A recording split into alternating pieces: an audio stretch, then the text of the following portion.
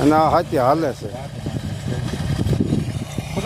કાલે પછી આ બધી ધૂળ હારી કરાવી, એમાં ધૂળ નખાવી એટલામાં લગભગ 55 ફેરા વીઆઈ ગયા. જો આ એટલામાં ભાવો આખો વી ગયો હતો ખેતરમાં. મનસુખ ઉકાવાળો શેઢો છે. આ શેઢામાં આખો ધોવાઈને વી ગયું, આમ આખું બધું ખેતરમાં. અને ઓલ્યો આગળ સારવડિયાવાળો પાળો આખો જો દેખાય.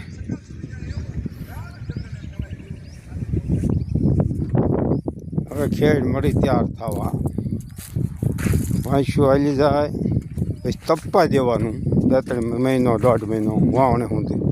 પછી લોટરી મારવાની, લોટરી મારીને